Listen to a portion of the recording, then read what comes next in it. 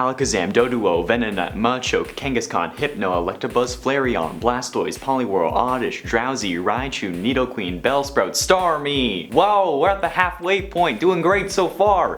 What's all this we stuff? I'm doing all the hard work! Break time's over, here we go! Metapod, Marowak, Kakuna, Clefairy, Dodrio, Seadra, Vileplume, Krabby, Lickitung, Tauros, Weedle, Nidoran, Machoke, Shelter, Porygon, Hitmonchan! Greetings gamers and welcome back to Top 10 Gaming! I'm your host Connor Monroe and I only got like 2 more intros with the Pokerap and then I'm done. At least this way it might not get claimed, he said hopefully. Legendary Pokemon are extremely powerful and with great power comes ultimate spook factor. And most of the legendary Pokemon, while totally epic, are still pretty horrifying when you look at their lore, Pokedex entries, and sometimes just their design. And apparently you agreed since you love their last part. So, since I'm a man of the people, I'm here to bring you the top 10 scary legendary Pokemon part 2. Let's do this. In at 10, Dialga. Dialga is known as a deity in Sinnoh myths, which means that people consider it to be a god, which makes sense since it's a part of the creation trio of Dialga, Palkia, and Giratina, and we all know how I feel about Pokemon gods. However, it's what this Pokemon is a master of that really makes Dialga terrifying. They're the master of time. Dialga is able to warp time either by speeding it up, slowing it down, or just stopping it. Yeah, this Pokemon can stop time. It can also time travel to the past or the future, and we all know how dangerous messing with time can be. Of course, Dialga wouldn't do that, but it did send Ash and friends back in time in the movie Arceus and the Jewel of Life. And if they made any mistake,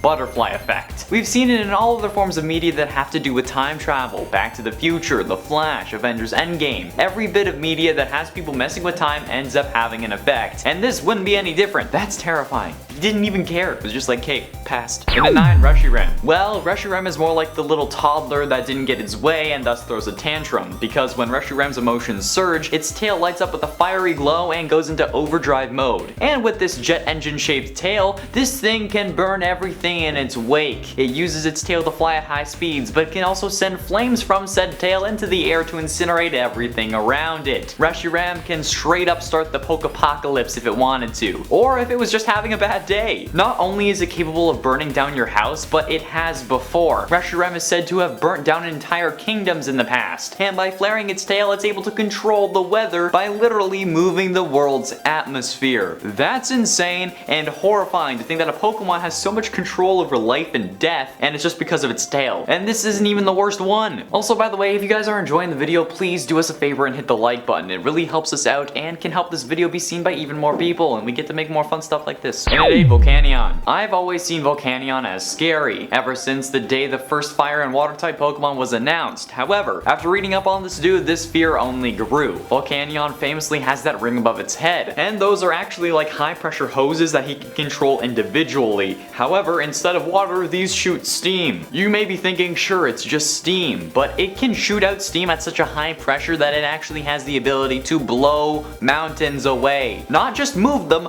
but blow them away. Mount Everest actually used to be in BC. Not only is this Pokemon extremely powerful, but it also hates humans, as shown in the movie Volcanion and the Mechanical Marvel, where it targeted the Azoth Kingdom to retrieve Magearna, a man-made Pokemon. This guy can blow away mountains and hates humans? That sounds like death to me, brother. No thank you. And at 7, Curium. Curium is an absolute beast. This Pokemon looks insane. The design of this Pokemon is really what makes me love Black and White and their sequels. This design is some of the peak Pokemon design. Not this generation, since there's literally an ice cream cone that evolves to get more scoops and ice cream cones, but Curium is absolutely nuts. This Pokemon radiates freezing energy, so much so that due to a leak, the Pokemon's body became frozen. It is said to have power that exceeds that of both Reshiram and Zekrom, but the cold keeps it at bay. According to legend, Curium used to eat Pokemon and humans if they were found outside at night, so we can assume that he hates everything. At least he ate them until he ended up getting himself frozen solid. This Pokemon is also able to fuse with either Zekrom or Reshiram, making it the first fusion Pokemon. And even these Pokemon are terrifying. Sure, you can't have it without one or the other, but holy crap, this thing is haunting my nightmares tonight. And at 6, Zekrom.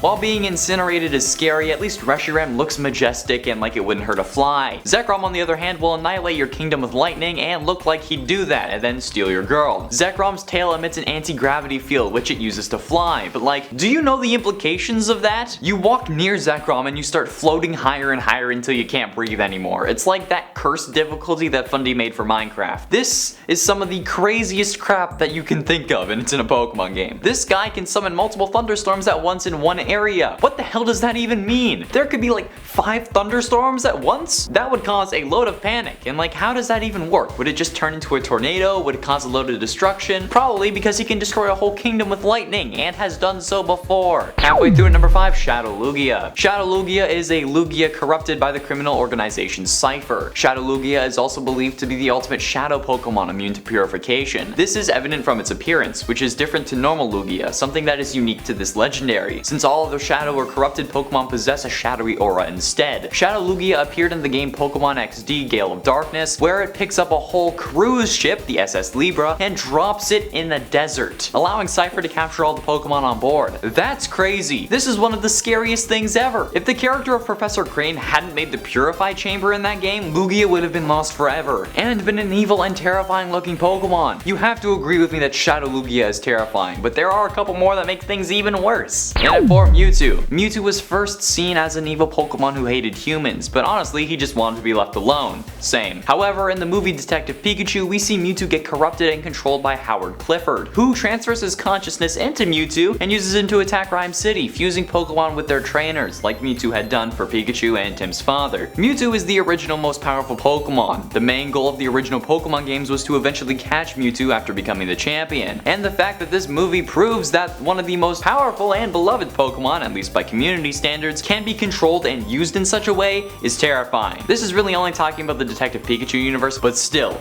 nuts and one of the craziest things that we've seen to date in any form of Pokemon universe game. And at 3, Rayquaza. Rayquaza is the beast of a Pokemon. This guy in his original form is 23 feet long and weighs 455 pounds. While he is meant to soothe the other members of the Weather Trio, the territorial nature of this Pokemon means that it will really attack indiscriminately. In the Pokemon movie Destiny Deoxys, Rayquaza attacks Deoxys for invading its territory, even though it was just looking for its friend, another Deoxys, and was not invading territory at all. But also, the shiny of this Pokemon is terrifying. A giant flying snake that is nearly impossible to see against the night sky because it's black with only a couple yellow spots? No thank you. Rayquaza also attacked the rocket ship that Ash and his friends and Team Rocket were on in the anime episode Where No Togepi Has Gone Before, which is really scary since, you know, they all could have died, but they have plot armor so they didn't. Oh, and Rayquaza had a battle with Deoxys that caused the meteor to head towards the Alola region. Kartana was able to cut it up, but if it hadn't, Alola would have been destroyed.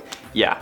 That's a no from me. And at 2, Yvette. Yvette basically has control over death. It has the power to absorb life energy by spreading its wings and tail feathers. And in the main anime series episode The Legend of X, Y, and Z, Yvette was shown turning a whole kingdom to stone, including people and Pokemon. And when it reaches the end of its life, it kills everything. Yeah, according to the Pokemon Y and Alpha Sapphire Pokedex, when its life comes to an end, it absorbs the life energy of every living thing and turns into a cocoon once more. Yeah, if this Pokemon dies, everything dies. And apparently, it's inevitable. Sure, the destruction may be contained to the Kalos region, but even then, literally anything and everything from that region will die. What the hell? That's insane. Like, that's like the Pokemon equivalent of Pompeii. The utter destruction of the world when Yvette's life comes to an end? How is that not scary? I don't know how I didn't mention this in part 1, okay? But I should've, okay? And for that reason, I'm out. Finally, in at number 1, Necrozma. Necrozma, in addition to looking terrifying, is just like the physical embodiment of a black hole in the Pokemon universe. It's pitch black, which is the result of impurities that built up inside the Pokemon during its deep slumber. It also absorbs light, and once it absorbs enough light, it can ultra burst to become Ultra Necrozma, a colossal dragon of pure light energy. It can also fuse with Solgaleo and Lunala, making even more terrifying versions of the Sun and Moon mascots. Necrozma originates from deep space and is able to open and travel through ultra wormholes. It had the ability to give light, but was injured and partially broke, thus resulting in the spread of crystals capable of activating Pokemon's ability to use Z-moves. This Pokemon is the reason we can use Z-moves, and he just looks horrifying. Necrozma is my sleep paralysis demon. There we have it, friends, the top 10 scary legendary Pokemon part 2. Which of these Pokemon haunt your dreams at night, and who should I include if we decide to do a part 3? Be sure you let me know down below, and speaking of comments, I'll respond to a couple from top 10 scary fire Pokemon, my collab with Amanda. Phyllis Wallner said, "Is she your sister?"